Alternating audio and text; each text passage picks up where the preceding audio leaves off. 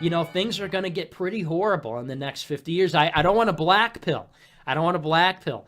Things are getting rough. The odds are stacked against us. We're going to fight it really hard. We're going to march through because failure is not an option.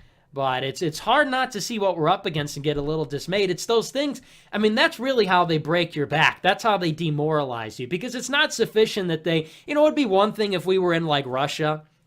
It'd be one thing if we were in China and it was like, if you speak out against the government, they'll arrest you. At least in that scenario, I would be like, fine, I won't criticize the government.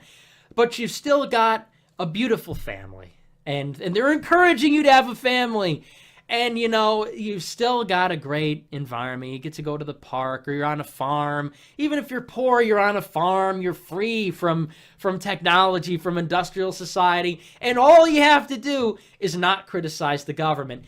But here, it's much, much different. The kind of tyranny is much worse, in my opinion. Because it's not sufficient that they say, don't criticize the government or we'll break your back. Don't criticize the status quo or else we'll come after you.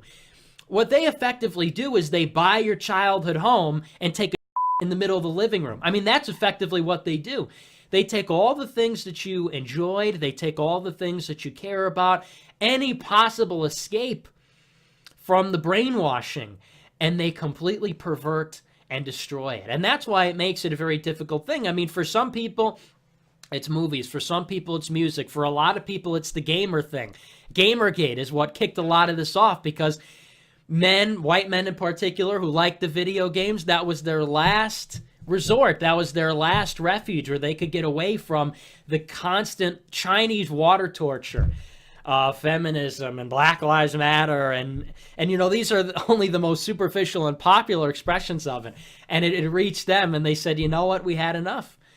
And so in that way, it's a much more brutal form of tyranny. I would almost prefer to live in some of these other countries. At least they're straightforward about it. At least you're like, this is a dictatorship and we're not allowed to speak out. They're like, yeah, it is. So get in line. And at least you'd be like, oh, okay. At least I'm safe here. So there you have it.